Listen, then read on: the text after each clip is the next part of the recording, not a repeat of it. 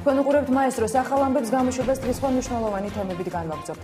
30 მაისის არჩევნებში გამარჯვებულმა 5 საარჩევნო სუბიექტმა არჩევნებში გამოყენებული ფინანსების ანგარიში ცესკოს უკვე წარუდგინა. ვინ რამდენი დახარჯით წინა საარჩევნოდ ამ თემაზე ჩვენ გუშინდელ სიუჟეტში გიამბეთ დღეს ჩვენი ჟურნალისტი ნანუკა იორდანიშვილი ცდილობდა იმის გარკვევას თუ რომელმა პარტიამ კონკრეტულად რაში დახარჯა საარჩევნოდ განსაზღვრული თანხა. პარტიების მიერ ცესკოში წარდგენილ დოკუმენტაციასთან აუდიტის დასკვნა და საარჩევნო ფონდში ჩარიცხული თანხების წყაროერთვის. ვიდრე საარჩევნო კომისია პარტიების მიერ წარდგენილ ფინანსურ ანგარიშებს გამოაქვეყნებს საკუთარ ხარჯთა რიცხვზე თვითონ პარტიები საუბრობენ.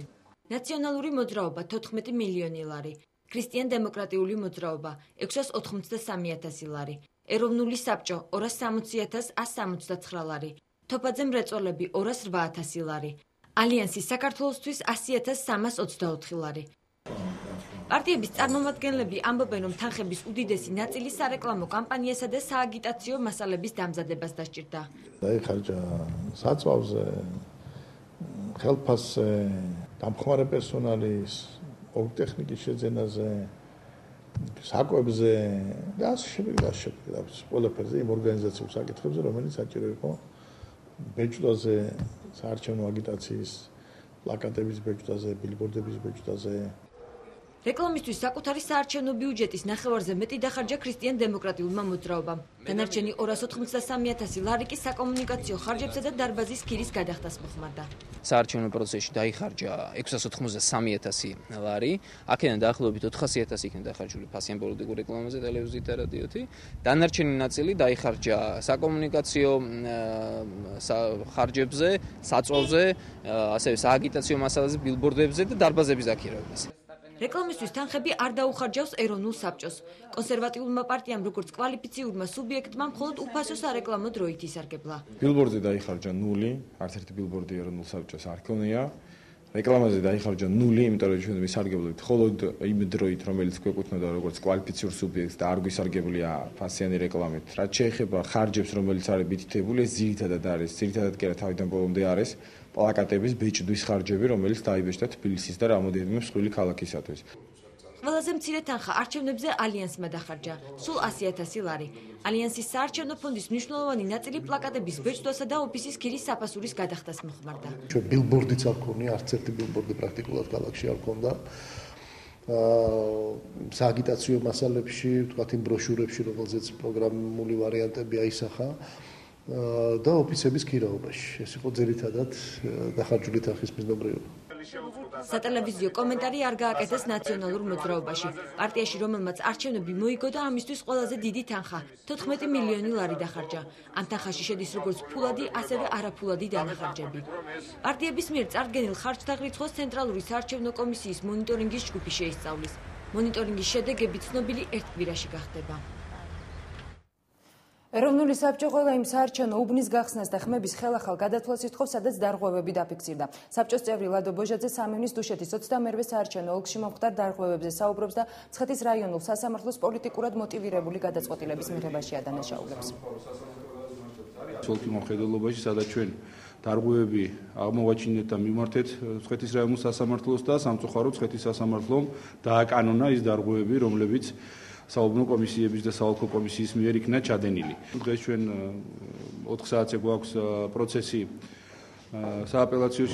სააპელაციო სასამართლოში და იმეც ვიტოვებ, რომ სააპელაციო სასამართლო ნამდვილად აღარ დააკანონებს იმას, რაც მცხეთის რაიონულ სასამართლომ უკვე დააკანონა. სამწუხაროდ არ არსებობს პრეცედენტი სასამართლო გადაწყვეტილების მიღებისა, როცა გაბათილდებოდა თუნდაც ერთი საარჩევნო უბანი. ყოფილი სახალხო დამცველი სოზარ სუბარის სამართლის პოვნა სტრასბურგში შეეცდება. სუბარის ინტერესს ევროსასამართლოში ორგანიზაცია ადამიანის უფლებათა პრიორიტეტი იცავს. საქმე ეხება 2007 წლის 7 ნოემბერს სოზარ სუბარის უფლებების დარღვევას. ადამიანის უფლებათა პრიორიტეტის ხელმძღვანელის ლია მუხაშავიას განმარტებით, სუბარი ითხოვს ევროკონვენციის მუხლების დარღვევის ცნობას. დღესვე ევროსასამართლოში კიდევ ერთი დაზარალებული შიო კობიძის განაცხადიც გაიგზავნა. ლია მუხაშავიას განმარტებით, შიო კობიძის სპეცრაზმელებმა ჟურნალისტის გამოსარჩლების გამოსცემეს.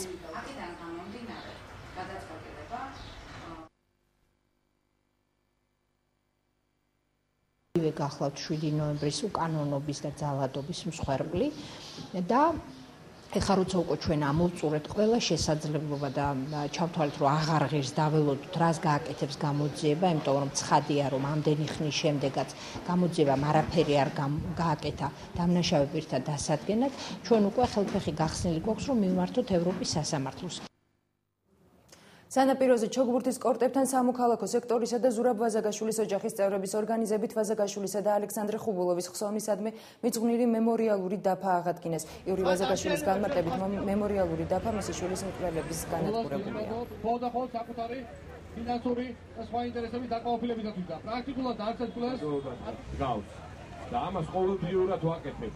არ ვიცი ეს განადგურა, მაგრამ ეს ყველა ვარიანტი რომ ამათი განადგურება მკვლელების, რომელთაც არ სიამოვნებს, თუ ესე არ სიამოვნებთ, მაშინ რატო აკეთებენ, რატო ჩადიან ამ მკვლელებს, სადაც ეწერა რომ ზურაბ ვაზაგაშვილი და ალექსანდრე ხუბულოვი დახრეტილი იქნა ამ ადგილას.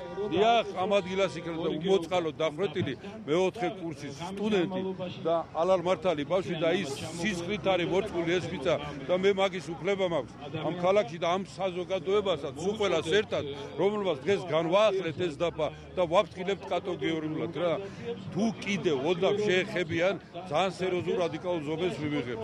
ზურაბ ვაზაგაშვილის მემორიალური დაფა ჩამოგრიჯეს რამდენიმე დღის წინ ვინ გასაგები არის ეს არის ისეთი ამორალური მოქმედება რომელიც ნაციონალური მოძრაობის გენაცკი რთული დასაჯერებელი არის და ჩვენთვის ესე მათგანაც კი მოულოდნელი იყო. ეს ქვა კი არ არის მთავარი მემორიალური დაფა არის საზოგადოება რომელიც აქ შეიკრიბა და რომელიც არის მოწმერო სააკაშვილი, მერაბიშვილი, უგულავა ესენი არიან მკვლელები. ერთობლივი ძალისხმევით აღვადგინეთ მემორიალი რომელიც არის მიძღვნილი ზურაბ ვაზაგაშვილის და ალექსანდრე ხუბულოვის ხსოვნისადმი და ჩვენ ვაფრთხილებთ აღვირახსნილ რეჟიმს, მერაბიშვილის კრიმინალურ რეჟიმს რომ თუ იქნება კიდევ ერთხელ განადგურებული ან თუ იქნება განადგურების მცდელობა მემორიალის ჩვენი მხრიდან რეაქცია იქნება ადეკვატური. ქართველი ემიგრანტები ხელისუფლებას უყურადღებობაში ადანაშაულებენ და საყოფაცხოვრებო პირობების გაუმჯობესებას ითხოვენ. თავიანთი მოთხოვნები ემიგრანტებმა დღეს პარლამენტის წინ აქციაზე დააფიქსირეს. ამასთან როგორც ისინი აცხადებენ, ხელისუფლება პრივილეგიებს მდიდარ ემიგრანტებს ანიჭებს, ნაკლებად შეძლებულებს კი იგნორირებას უკეთებს, რითაც მათ რიგებში განხეთქილების შეტანას ცდილობს. მოთხოვნების შეუსრულებლობის შემთხვევაში ემიგრანტები შიმშილობის დაწყებას გეგმავენ. ემიგრანტები რომლებიც მობრუნდნენ საქართველოში იმ იმედით, იმ მოწოდებით, რომ დღეს საქართველოში არის დასაქმება, თითოეული მობრუნებული ემიგრანტი დარჩა იმედ გაცილებული.